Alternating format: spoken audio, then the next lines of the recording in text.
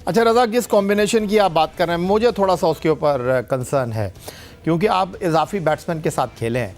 सलमान अली आगा से आपने बॉलिंग नहीं कराई। अब आपको लगता है कि चिन्नास्वामी क्रिकेट स्टेडियम बेंगलुरु, जहां 65.5 मीटर की बाउंड्री है, हमारे स्पिनर वैसे ही स्ट्रगल कर रहे हैं। डू यू थिंक कि हम 4 पेसर्स के साथ मैदान में उतरें? हमारे पास वसीम जूनियर हैं, हारिस हैं, शाहीन हैं, और हम एक इजाफी बैट्समैन के साथ जा रहे हैं। तो आपको नहीं लगता कि हम ये तय करें कि जनाब हसन अली को वापस लेकर आएँ, या फिर आपको लगता है कि नहीं, जो कॉम्बिनेशन खिला दिया उसी के साथ जाना चाहिए? देखिए, 4 पेसर की बड़ी अच्छी ऑप्शन है। मोहम्मद वसीम जूनियर को आप पहले मैचों में खिलाते नहीं, ना आपने अफगानिस्तान में खिलाया, ना आपने उधर एशिया कप में खिलाया। एकदम से आप उस पर प्रेशर डाल दिया, और आप क्या समझ रहे हैं कि जब प्रेशर पड़ेगा तो मोहम्मद वसीम जूनियर आपको डिलीवर करके देंगे? ऐसा नहीं है। ये क्रिकेट है, कॉन्फिडेंस मांगती है। अगर आपने मोहम्मद वसीम जूनियर को खिलाना था तो आपको एशिया कप के मैचेस भी खिलाने चाहिए थे, और पिछले 1-2 साल से उसको मैचेस खिलाने चाहिए थे। तो ये एक प्लेयर के साथ भी नाइंसाफी होती है। ठीक है, अभी कंडीशन के मुताबिक वो आपको पूरी सपोर्ट दे रहे हैं, जहां टीम को जरूरत पड़ रही है वहां पे आपको विकेट भी ले रन भी रोक के दे रहे हैं। पर जो ही मैच डू एंड डाई का आएगा, जहां कंडीशन टफ होगी, अगेंस्ट द सिचुएशन बॉलर पे पड़ेगा प्रेशर, तो वहां पे फिर आपकी एबिलिटी का पता चलता है कि आप कितने को अच्छे बॉलर हैं। और अगर आप मोहम्मद वसीम पे इंसार कर रहे हैं तो इसका मतलब है पाकिस्तान ने पिछले 2-3 सालों में ना किसी को डेवलप किया है, ना किसी को कॉन्फिडेंस दी। अच्छा, तो ये मुझे बता दीजिए कि आप चौथे बॉलर को खिलाने के हक में दिखाई दे रहे हैं। फैसला तो टीम मैनेजमेंट ने करना है, बट उसामा मीर होने चाहिए प्लेइंग 11 में, या आपको लगता है कि शादाब बाहर बैठे हुए हैं, कल उनके हवाले से जो है हतमी फैसला हो जाएगा कि जी उनको रखना है या नहीं रखना? या मोहम्मद नवाज़, जिनके ऊपर बिल्कुल अब एतमाद रहा नहीं है, तो नवाज़ या शादाब, या आपको लगता है कि उसामा मीर ही बेहतर? देखिए, मेरे पॉइंट ऑफ व्यू से तो शादाब को खेलना बनता है, और जिस तरह एक्सपेक्टेशन हमारी थी उसामा से, वहां उस तरह को डिलीवर नहीं किया। कोई ये वर्ल्ड कप के मैचेस हैं, उसामा का भी कसूर नहीं है।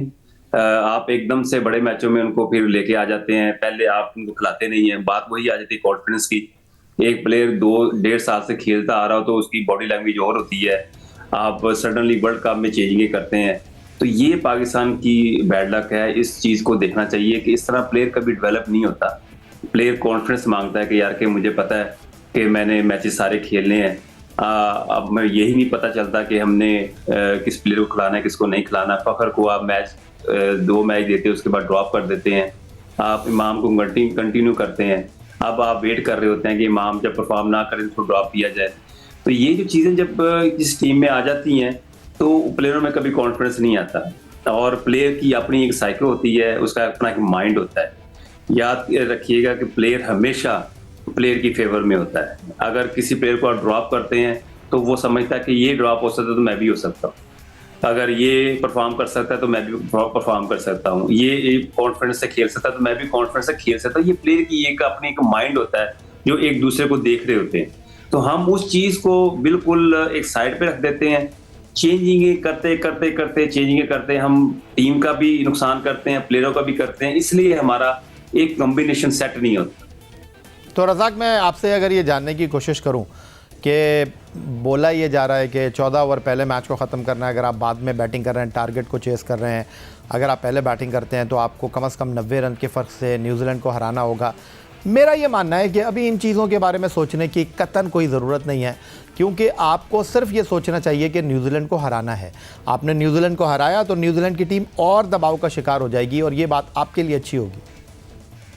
डेफिनेटली। देखें, पाकिस्तान के पास अपॉर्चुनिटी तो है, पर पाकिस्तान का मैच डे मैच है, और डे मैच में हमेशा हाई स्कोरिंग होता है टोटल, तो ये भी देखना पड़ेगा।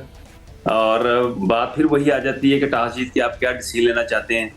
और देखें, अगर टॉस जीत के अगर आप बॉलिंग का डिसीजन लेते हैं तो फिर अगर न्यूजीलैंड 450 भी करती है तो आपको 450 करना पड़ेगा। इससे आपका नेट रन अच्छा हो जाएगा। अगर पहले बैटिंग करते हैं तो फिर भी आपको इतना स्कोर ही करना पड़ेगा, 350 ऊपर करना पड़ेगा, तब के दबाव रहे न्यूजीलैंड पे। फिर उसमें फायदा ये होगा आपको, आप मैच तो आपके हाथ में होगा, मैच तो आप जीत जाएंगे, इससे नेट रन रेट बड़ा अच्छा होगा, उससे न्यूजीलैंड की टीम को बड़ा नुकसान पहुंचेगा इस चीज का, क्योंकि उनके लिए जीतना बहुत जरूरी है। पर मेन की जो है वो यही है कि अब मैच जीतना बहुत जरूरी है।